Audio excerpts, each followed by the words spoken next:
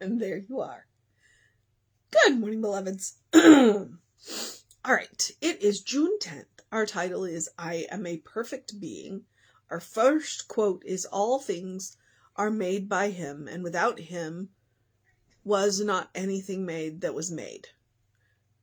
John 1:3. Very confusing. There is not whatsoever higher than I.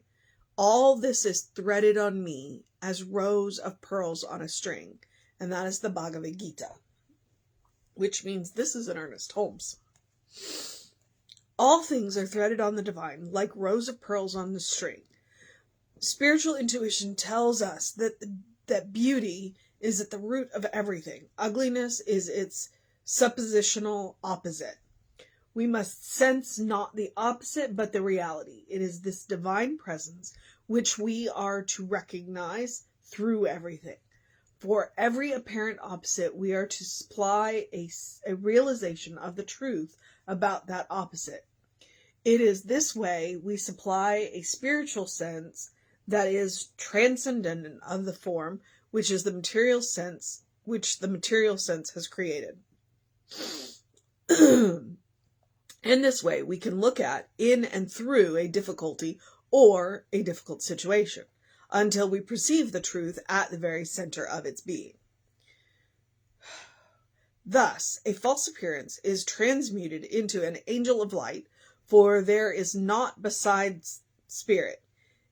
If everything enduring and true comes from God the Creator, then we may be certain that no matter what the appearance is, the reality is always perfect. This is why Jesus said we were not to judge according to appearances, but to judge righteously, to let our knowledge be that of the certainty of the divine presence at the center of everything. Today, I recognize that I am a perfect being, living under perfect conditions, knowing that good alone is real. I know, too, that it is the only power in my life. Everything that I think, say, or do is from the spiritual viewpoint of God in everything.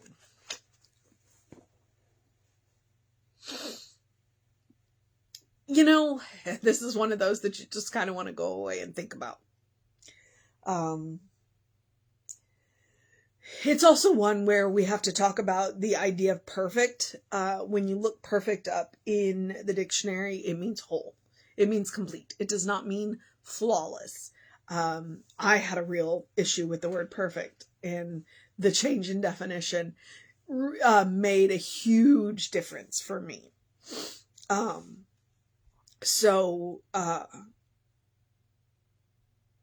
it helps. It helps. Because it means that the messiness is part of it too, but the messiness is generally just an appearance.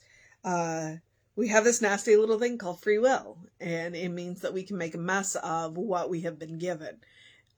We don't have to, but we frequently do, because we forget who we are. And we forget to look for the divine at the center. And so anytime we walk into a messy situation, or we create a messy situation for ourselves, that's one of the best places to start. It's like, okay, let me look at the root. Let me look at the root. Let me see the divine in this situation. And then things will just naturally start to unwind and unravel, and, it'll bring an order to the chaos. It may take some time, but, so I am a perfect being. And honestly, I don't know what to do with John 1:3.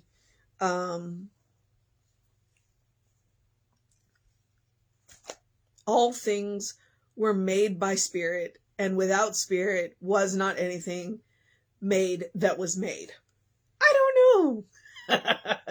Take that one with a grain of salt. Occasionally the Bible quotes, especially when you take them out of context, make no sense. So feel free to go read John chapter 1. But the other reading from the Bhagavad Gita, there is not whatsoever higher than I am. All this is threaded on me as rows of pearls on a string. And I remember taking a class on reincarnation, and I took it from Dr. Amit Goswami, and I took it because it was the last time it was being offered. They were going to retire the class, and I was like, well, I'd like to see what science of mind, theology school is going to teach on reincarnation. And that's it. Pearls on a string. There's this divine thread running through our lives. And our life experiences are definitely that. They're pearls on a string. And so, it's up to us. It's up to us to remember how strong that string is. Because that string, which protects the pearls, if you've ever seen a pearl necklace, they knot the string between the pearls. And when you buy certain malas, which is a prayer bead, they're threaded with a red thread because it's the reminder that the blood of the divine runs through it. It's the blood of the Buddha that runs through the prayers, the teachings. It's like, don't judge by appearances. Go back to the source. All things are threaded on the divine, like rows of pearls on a string. Spiritual intuition tells us that beauty is at the root of everything. Okay, I will take your word for that one.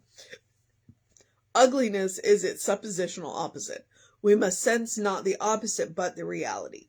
We want to go for the divine and let go of the appearances. Yes, it could be messy. Yes, it could be, yeah.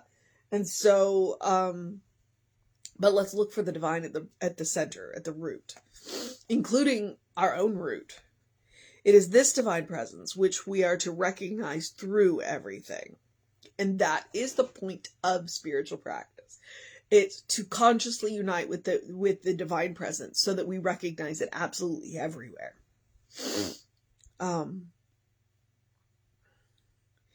For every apparent opposite, we are to supply a realization of the truth about that opposite, to see it for what it truly is. In this way, we supply a spiritual sense that is transcendent of the form which the material sense has created. The material sense has created this form, but the form is not necessarily the truth. In this way, we can look at, in and through a difficulty or a difficult situation until we perceive the truth that is the very center of its being. And if we can get to the truth at the very center of the being, then we can start to unwind the situation, the difficulty. All right. Thus a false appearance is transmuted into an angel of light, for there is naught besides spirit. There's nothing but spirit. If everything enduring and true comes from God the Creator, then we may be certain that no matter what the appearance is, the reality is always perfect. If everything enduring and true, okay? Which means the transitory messiness isn't enduring and it isn't true, and it is transitory, which means it will fade, okay? Everything enduring and true comes from God. Therefore, that is what we want to go back to. This is why Jesus said we were not to judge according to appearances, but to judge righteously.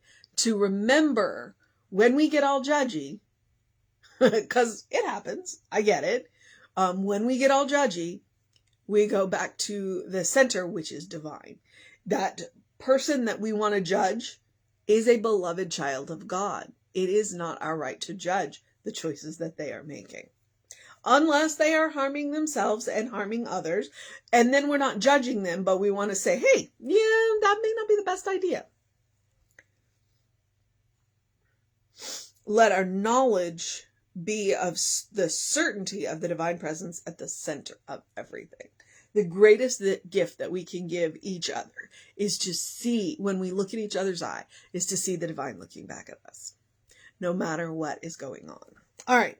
So today I recognize that I am a perfect being, living under perfect conditions, knowing that God alone is real. Now, he says he is a perfect being. He says he is living under perfect conditions. He means he is living under complete conditions it doesn't mean that there's not the occasional mess. Okay? So don't beat yourself up if your life is messy. All right? Just go back to the center of you, and it will go, the messiness will dissolve back into the no thing that it is. All right?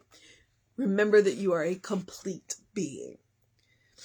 I know, too, that it is the only power in my life. Everything that I think, say, or do is from the spiritual viewpoint of God in everything. And that is Ernest Holmes. God in everything. Everywhere you look, there is God. Okay? And so that would be the mission. The mission today, should we choose to accept it, is to see God, to see spirit in everything, especially in the messiness. All right? We don't want to judge by appearances, because the appearances aren't the truth. They are the material sense. We want to look for the pearls. All right. That's the mission, should we choose to accept it. The other thing, as always, that I suggest is to do something loving for yourself, do something kind for yourself, do something compassionate for yourself, whatever that looks like. Big, small, does not matter. Point is to practice upon yourself. I'm sorry. I got a little bit of in my sinuses today. So, practice the love, kindness, and care upon yourself, because you deserve your own love, you deserve your own kindness, you deserve your own compassion. All right. Because my brain is shorting out today. Yeah. You know you've heard me say it before. Take 3 deep breaths, drink a cup of coffee, engage all of your senses, really enjoy it. That is how you do that. I'm going to encourage you, as I always do something to engage your mind and your body. Drink plenty of water. If you are living where we are living, it is hot and it is not going to be cool anytime soon. Drink plenty of water. It's very important. Also, get some bright light early in your day, reset those hormones, and open the windows of your soul. Allow the breath of heaven to remind you, you do live in heaven right here, right now. It is all around us all the time. And so we take his advice and Ernest's advice. We don't judge by appearances, and we do look for the good and praise it. All right? We look for the divine at the center. And that's how we find heaven. All right, beloveds. I am going to move into the process of my day. You have all the other things that I usually say about the social medias. You know where we are. Please find us. Creative Life Spiritual Center, Creative Life Spark. I am the Running Rev Ryan. We also... Hey, come here. We have brat cats. If you want to know what's going on, you want to get on our email, constant contact, email info@creativelife.org. That will get you to our constant contact. So you know what's going on when I don't. And I'm going to encourage you to have a great day, an amazing day, a wondrous day, a fantastic day, a magical day, an enchanting day, a Friday. Take care of yourself. Know that you are loved. Have a good day. And if that is too much pressure, simply have a day, because you are enough just as you are. You are a beloved child of God in whom God is well pleased and well represented. You have the divine at the center of you, just like everybody else. All right? So start there. Start there. Start with that pearl and spread it out. Okay. Reverend David should be on around 5 p.m. with you. I will be back with you at 9 a.m. tomorrow-ish, because I intend to go to the park tomorrow. I know it's hot, but, early morning. So take care of yourself. I will see you next time. Have a great day.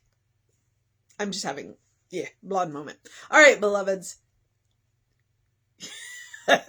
Know that you're loved. I'll see you next time.